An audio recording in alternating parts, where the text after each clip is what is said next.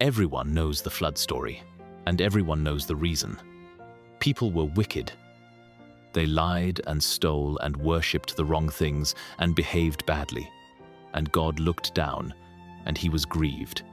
And he sent the water to wash them away and start over with Noah. That is the version taught in every Sunday school and printed in every children's Bible. A simple moral lesson: be good, or the water comes. And it is not what the oldest texts actually say. Because when you read the actual words, in Genesis itself, and in the older book behind it, the Book of Jubilees, the reason given for the flood is not vague wickedness. It is not general sin. It is two specific things, named precisely, and both of them are far stranger and far more disturbing than the version you were handed. The flood, according to these texts, was sent because of blood and because of a corruption that had spread not just through human behavior but through flesh itself, through the created order, through the integrity of living things. The generic word wickedness is a cover. It is what is left when you take the real reason and sand off everything specific and unsettling about it. In this video, I am going to show you what the text actually names, why the story you were told is a smoothed over version of something much harder, and why the one thing the flood was sent to erase is the exact thing our own civilization has now decided to build on purpose. If you have always sensed that the flood story you were taught skips over something, you are right, and we are going to find what got skipped. First, the source, because it matters. The Book of Jubilees is a real, ancient, Second Temple Jewish text, more than 2,000 years old, sometimes called the Little Genesis, because it retells the book of Genesis with expansions and details the standard version leaves out. Its own framing is that it was revealed to Moses on Mount Sinai, dictated to him by an angel called the Angel of the Presence, read aloud from tablets kept in heaven. It was one of the most copied texts among the Dead Sea Scrolls at Qumran, found there in more copies than most of the books that made it into the Bible, which tells you the people who preserved those scrolls treated it as close to Scripture. It survived in full because the Ethiopian Orthodox Church kept it as canonical, while the Western Church dropped it. Its companion text is the Book of Enoch, from the same tradition, and the two together tell the fuller version of the pre-flood world that the standard Genesis only gestures at. So when Jubilees gives a reason for the flood, it is not a late invention. It is one of the oldest and most carefully preserved accounts we have, and it was deliberately left out of the Bible most people read. Now, the cover story, and then the text. The popular version reduces the cause of the flood to moral failure. People sinned. But open the 6th chapter of Genesis, the actual passage, and read the words it uses, because it does not say the people were simply sinful. It says two specific things. It says the earth was filled with violence, and it says that all flesh had corrupted its way upon the earth. Those are the charges. Not lying, not greed, not garden variety immorality, violence, and the corruption of all flesh.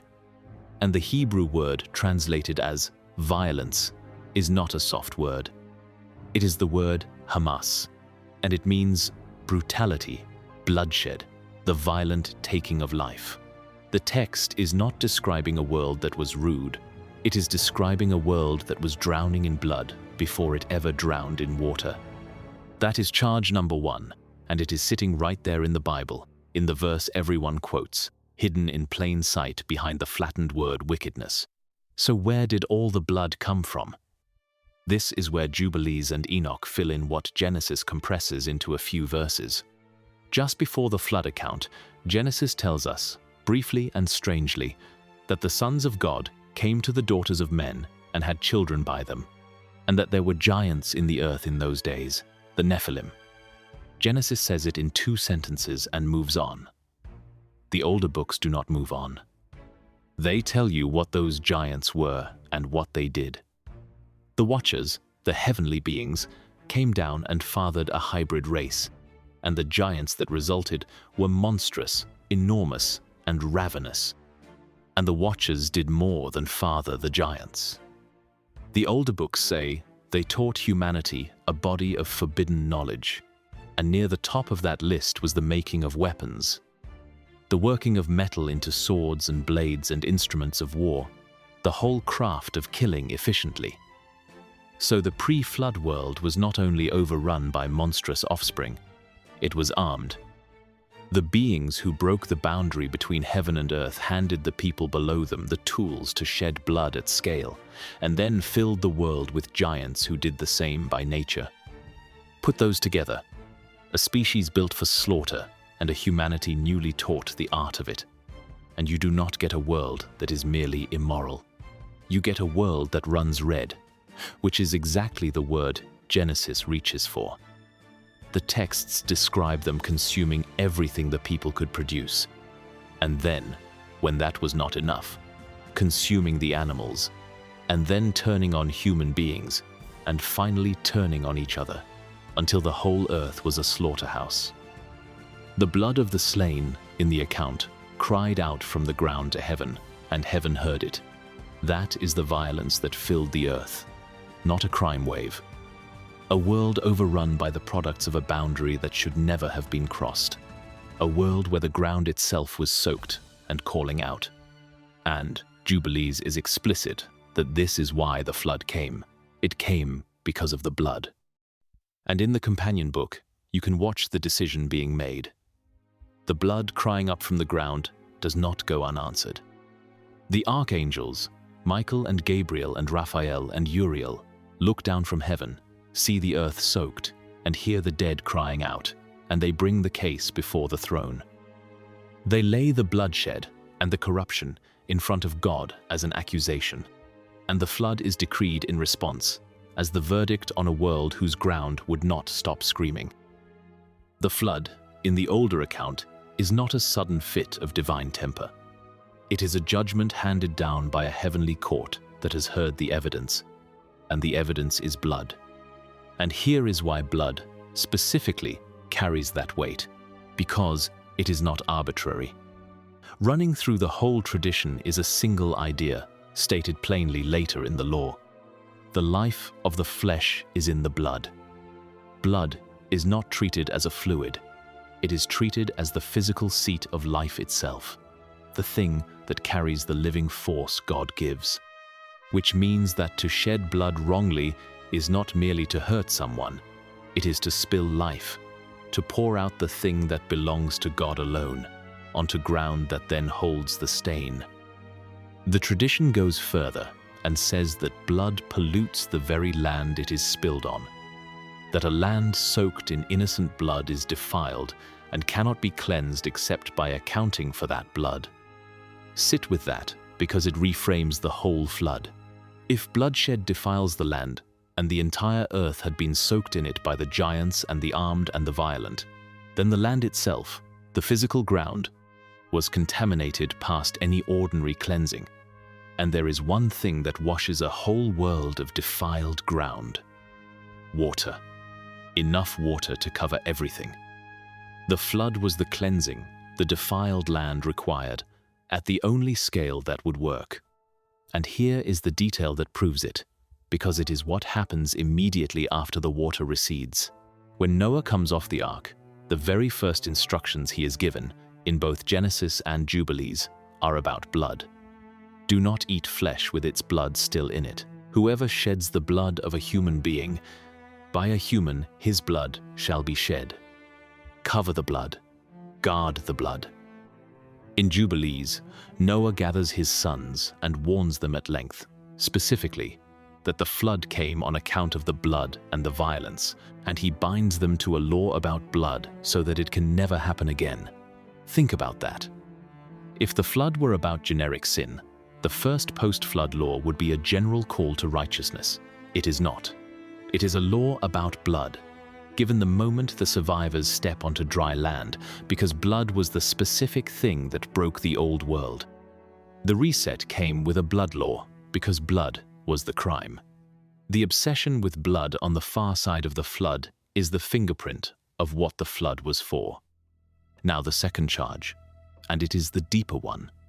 The text did not only say the earth was full of violence, it said that all flesh had corrupted its way. All flesh. Not all people. All flesh. And that phrase is doing something specific that the moral reading misses entirely. The corruption in the pre-flood world, according to these texts, was not only a corruption of behavior, it was a corruption of the created order itself, of the integrity of living kinds. The Watchers crossed the boundary between the heavenly and the earthly, mixing what was never meant to mix, and the giants were the result. Beings that did not belong to any created kind, that violated the categories life was supposed to keep, and the corruption spread outward from there. The texts describe the pollution reaching all flesh, the animals included, the whole web of living things knocked out of its proper order. This is why the language is about flesh and not about hearts or deeds. The problem was not that creatures were behaving badly. The problem was that the fundamental integrity of what they were had been contaminated, the boundaries between kinds breached, the design corrupted at the level of the living thing itself. The detail about the animals is easy to skip past, and you should not, because it is doing real work.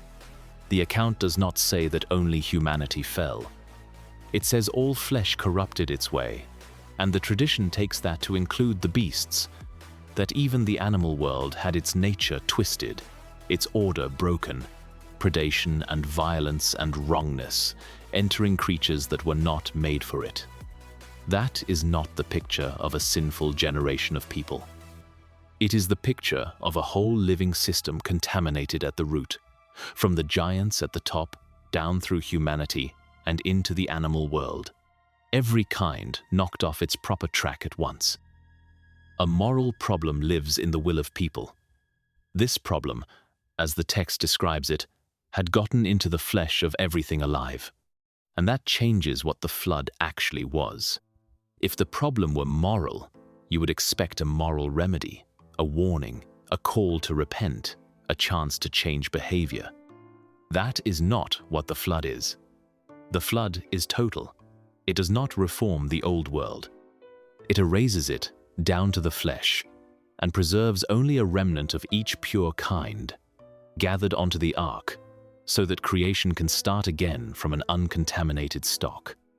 That is not the logic of punishment. That is the logic of sterilization.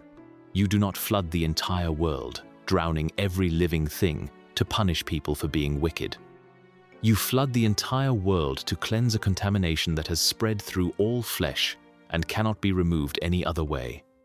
The ark is not a lifeboat for the good. It is a quarantine sample of the uncorrupted, saved so the corrupted whole can be wiped and reseeded. Noah, the text is careful to say, was perfect in his generations, and that word can mean unblemished, whole, uncontaminated in his line. He was chosen not only because he was good, but because he was clean. A viable seed for a creation that had to be started over from scratch. And the loading of the ark reads the same way once you notice it. The animals are not taken aboard at random. They are sorted, clean kinds and unclean kinds distinguished, and the clean ones taken in greater number, in sevens rather than pairs, the way you would preserve a breeding stock rather than a museum sample. The ark is stocked the way you stock a seed bank before you burn a contaminated field. Enough of each pure kind to repopulate, carefully sorted, carefully counted. Everything about the operation, the totality of the flood, the selection of an unblemished line, the graded preservation of clean stock, points the same direction. This was not a punishment with survivors. It was a controlled reset of a living system that had been corrupted past repair. And the ark was the sample you save so that the reset has something clean to grow from. So why do we all learn the flat version? Why is wickedness the cover story? Because the real version is disturbing in ways the simple version is not, and the disturbing parts are exactly the parts that were removed. The simple version, people were bad and God flooded them, is teachable, moral, and safe. The real version requires heavenly beings interbreeding with humanity, a hybrid race of giants, the corruption of flesh itself, a created order breached at its foundations, and a flood that functions as a planetary reset of a contaminated gene pool. The books that spell all of that out, Jubilees and Enoch, were cut from the Western canon. What survived in the Standard Bible is the compressed version in Genesis, where the words are still there: violence, all flesh corrupted, the giants, but stripped down to a few verses with the explanation removed, so that a reader who does not know the fuller texts sees only fragments and fills the gap with the safe moral lesson. The cover story is not a lie exactly. It is what is left when you delete the explanation and keep only the conclusion. The specifics were not disproven. They were removed, and the vagueness that replaced them is the cover. Now here is why this is not just an argument about an ancient book, because the second charge, the corruption of flesh, the deliberate breaching of the boundaries between living kinds, is no longer a thing that only happened before the flood. It is a laboratory frontier right now, today. Researchers create chimeric embryos that combine human cells with the cells of other animals. The genome, the actual code of living things, is now something we cut and rewrite and move across the boundaries of species that the ancient texts treated as fixed and sacred. The one specific offense that these texts say corrupted the pre-flood world past, saving, the mixing of kinds, the tampering with the integrity of flesh, is a thing our civilization has decided to pursue, deliberately, fund heavily, and call progress. And it is not one experiment. It is a whole direction of travel. Human cells grown inside animal embryos. The editing of the human germline, changes written into the code that pass to every descendant. Synthetic organisms assembled from genetic parts that never existed together in nature. The deliberate revival of extinct forms. Each of these, taken alone, has a reasonable justification: medicine, food, knowledge. But step back and look at the shape of it, and it is the same shape the text describes. The boundaries between kinds no longer treated as fixed. The integrity of flesh no longer treated as sacred. The design opened up and rewritten by hands that decided the old limits did not apply to them. I am not telling you the sky is about to open, but I am telling you that the text names a specific crime. Not vague wickedness, but the corruption of the created order at the level of flesh. And it attaches to that crime the most total consequence in the entire tradition, and that the crime it names is one we have started committing on purpose. The book that most people were never allowed to read is the one that says exactly what that road ends in. Now let me be straight with you about the other reading, because you should have it. Most scholars read the Sons of God passage and the corruption of all flesh as ancient theology and ancient idiom, not as a report of literal genetic engineering. The violence, the Hamas, they take as the real and sufficient cause of the flood. A world genuinely consumed by bloodshed and cruelty, and the corruption of flesh as a way of saying that the whole moral order, the whole living world, had gone wrong, expressed in the physical language of that time. In that reading, the giants are a mythic image for the overwhelming evil of the age, not a hybrid species. And there is no gene pool to sterilize, only a wicked generation to end. That is a serious and reasonable position, and I am not going to pretend the literal version is proven, because it is not. But notice what survives even the cautious reading. The word violence really is in Genesis 6, and it really does mean bloodshed, not general naughtiness. The phrase "all flesh had corrupted its way" really is there, and it really does point at flesh, at the living order, not just at hearts. The first laws after the flood really are about blood, pointedly and specifically, which really does tell you what the survivors understood the flood to have been about.